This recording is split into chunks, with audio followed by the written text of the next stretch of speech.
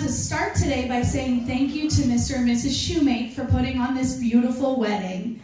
It's been a wonderful day already, and there's still so much ahead, so thank you to both of you.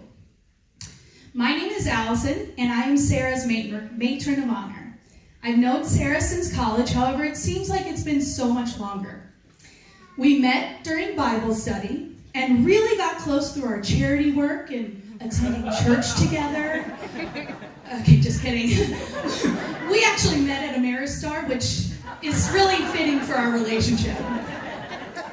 We actually worked together as hostesses at the Ameristar buffet, which in a way is a lot like attending church.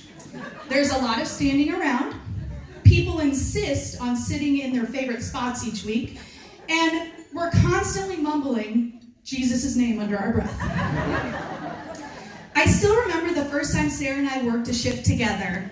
We all used walkie-talkies to communicate open tables, and every time this new girl named Sarah called out a table, it felt like my eardrum might explode.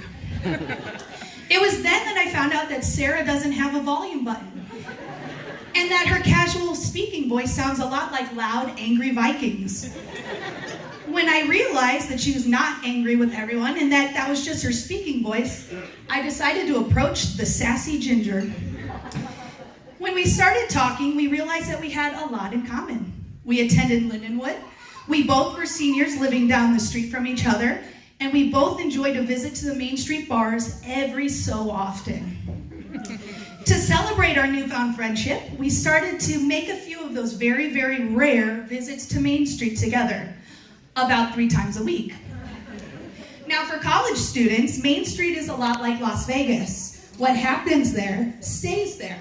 So I won't go too much into detail about this part of our lives, but I will say that we learned a lot about ourselves during this time. Such as, it may not be practical to wear high heels on cobblestone, but for the perfect outfit, it simply must be done.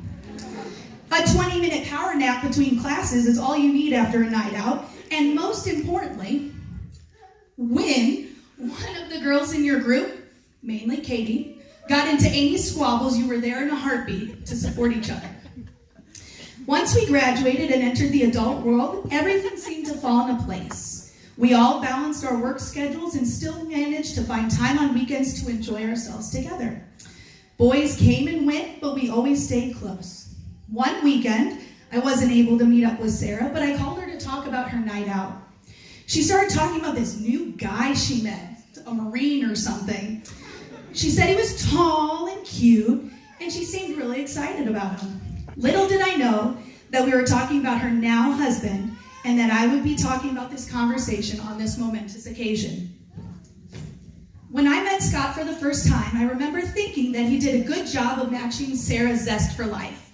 He didn't seem overwhelmed by Sarah's boisterous personality or the fact that she was a police officer who could take him down at any time. It must have been all that Marine training that made him so brave. Although Sarah told me not to freak him out, I decided to give Scott the best friend talk. You know, the what are your intentions with my best friend talk. Scott wasn't fazed at all about my sudden attack and handled himself like a champ. So I knew that Sarah had found her match.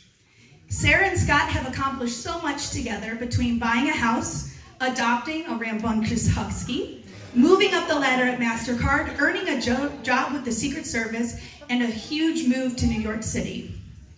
Through it all, they had each other. When Scott texted me multiple pictures of engagement rings to propose to Sarah, I couldn't contain my excitement. I couldn't even talk to Sarah the week before Scott proposed because I was afraid that she'd be able to tell that I knew something. Scott picked the perfect ring for the perfect girl. Now here we are today honoring the love of these two people as they become husband and wife. Sarah, I love you like a sister. And now Scott, you're the brother I never knew I wanted. I couldn't be happier for the both of you. Let us raise our glasses to the new Mr. and Mrs. Houck.